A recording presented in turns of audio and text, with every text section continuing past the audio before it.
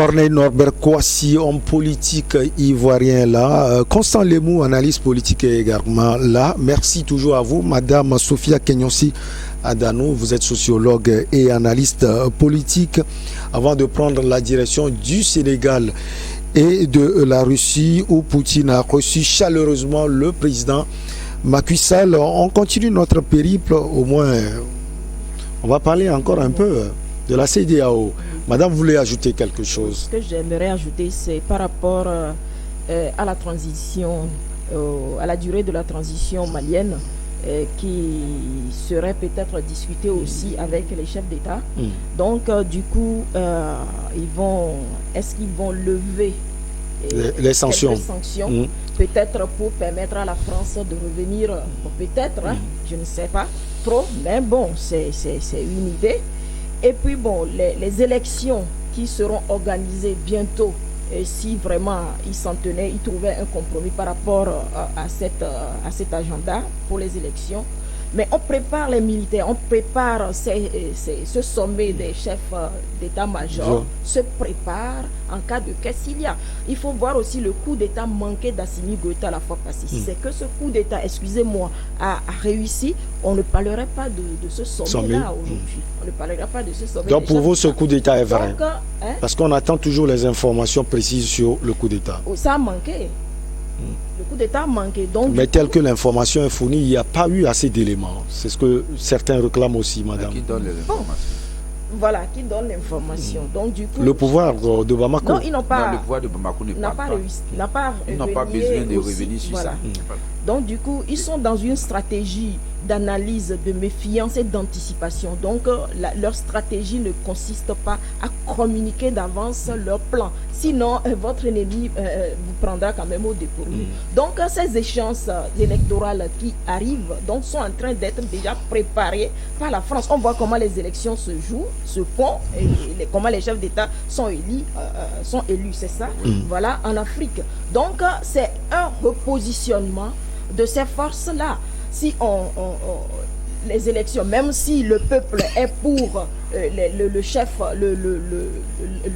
la personne, le candidat que la transition le candidat voulait dire, oui. L'opposition et autres, on sait comment ça se joue. Donc, ils feront tout pour revenir quand même dans ce pays-là et refaire les choses à leur façon pour pouvoir quand même s'éterniser là dans nos pays. Donc, c'est ces analyses-là que j'ai faites par rapport à ce sommet des chefs d'état-major où ça n'a pas de sens en ce jour. Cette facilité, Corneille Norbert Kouassi, de revenir, nonobstant le fait que toute la population, on l'avait vu déjà, elle a souhaité, presque une partie de la population, j'allais dire, elle a souhaité que la France quitte le Mali.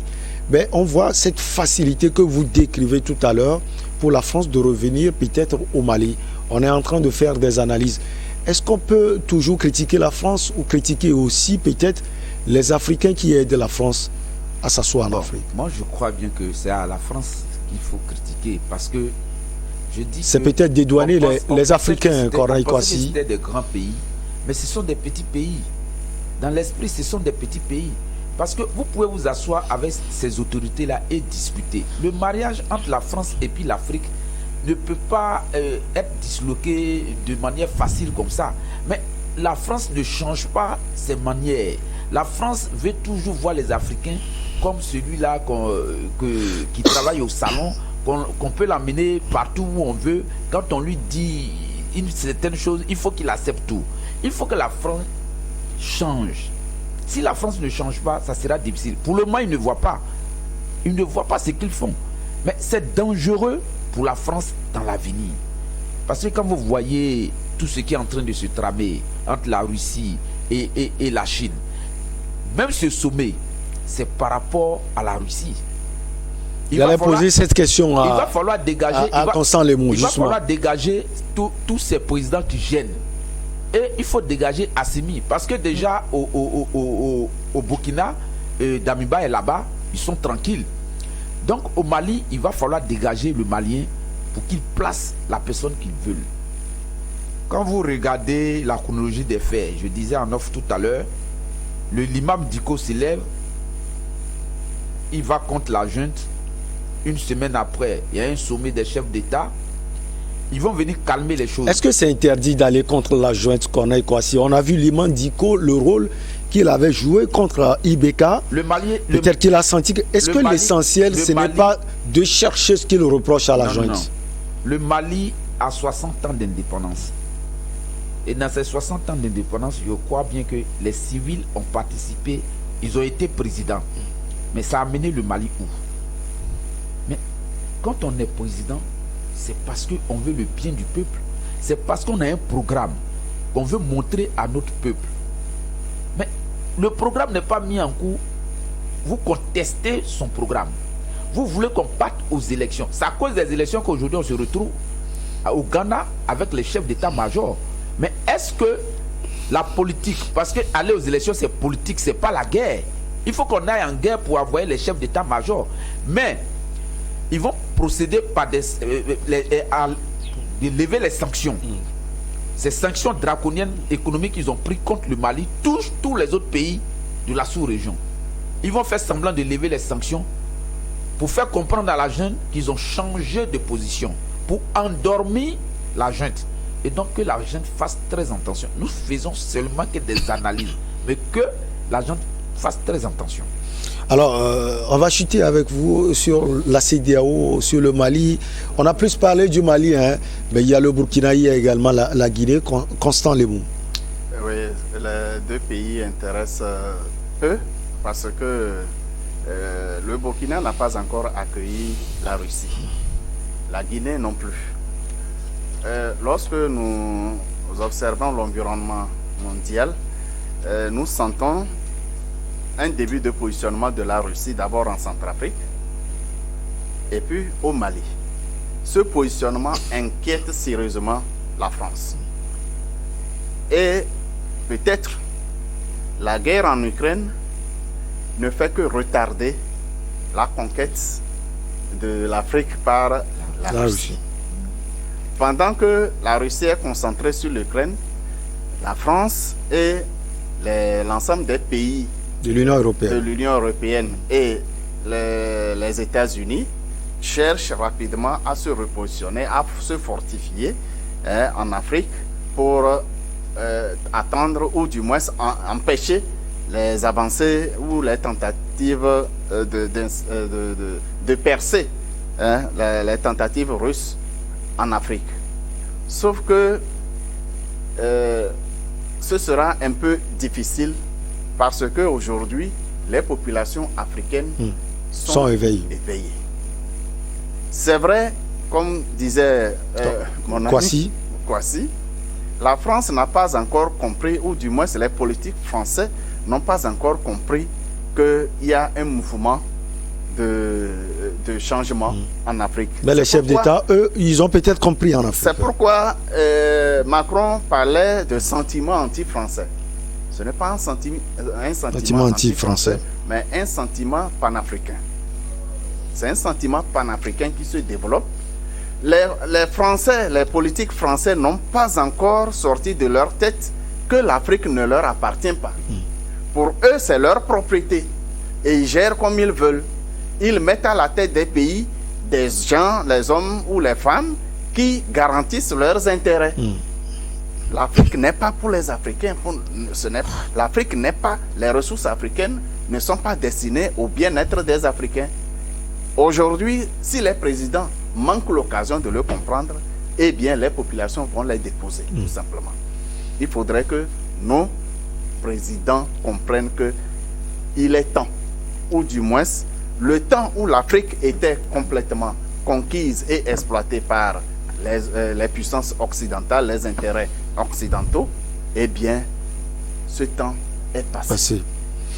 Allez, on va continuer par parler peut-être de l'Ukraine, de l'Afrique. Le président sénégalais Macky Sall, président en exercice de l'Union africaine, s'entretient ce jour avec son homologue russe Vladimir Poutine à Sochi.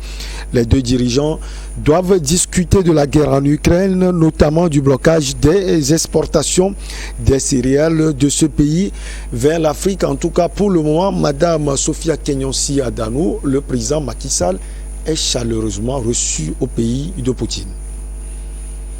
Très bien pour lui. Il est bien chaleureusement bien reçu. Bon, c'est bien. Et le problème africain doit être... bon, il a été invité depuis le mois de mai et c'est maintenant que son agenda lui permet quand même de voyager.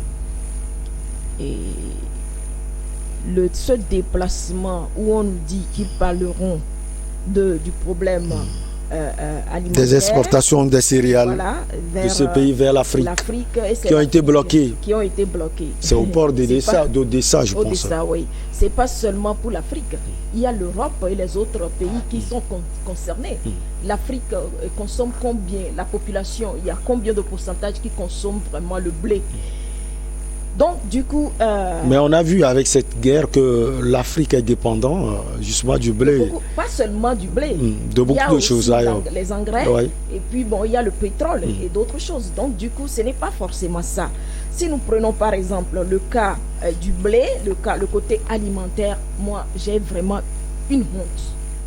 Pas la moindre, mais une grande honte qu'on aille là demander à ce qu'on nous vienne en aide, qu'on libère les ports pour qu'on amène le blé pour qu'on mange. Alors que l'Afrique a tout, les terres cultivables. Voilà, les terres arabes qui sont là, on a tout, on a tout. Vous savez, moi je me dis, il y a une crise, la crise qui est pandémique qui est passée, sanitaire qui est passée, coronavirus. Et dans cette crise-là, on a vu les populations qui n'ont pas quand même vaqué librement à leurs occupations, et ceux qui doivent, les agriculteurs un peu partout. On a eu vraiment des contretemps et ce que ça a donné. Mais dans cette crise-là, qu'ont fait nos chefs d'État? Nos gouvernants ont fait quoi? Mais quand même, ça se prévoyait. On voyait qu'il y aura au lendemain quand même de la sortie de Covid-19. Voilà, il doit y avoir une crise économique et alimentaire et autres. Mais c'est dans cette crise-là, aujourd'hui, où on voit la Russie et l'Ukraine en train de s'affronter, c'est là où on attend plus nos chefs d'État, leur réaction. Mais où sont partis nos Togo-Grains, nos ancêtres, les grands noms, qui sont qui ne constituent ça, parlant du Togo, vous voulez dire. Il y a d'autres pays aussi. Il y a d'autres pays. Je ne parle pas seulement du Togo. On va demander si on accordait ici la Côte d'Ivoire aussi souffre de cela. Oui, la Côte d'Ivoire doit en avoir. Tous les pays en ont. Mais c'est de gros noms seulement. C'est des tonneaux vides. On ouvre ces trucs-là, ces magasins-là. Il y a quoi dedans?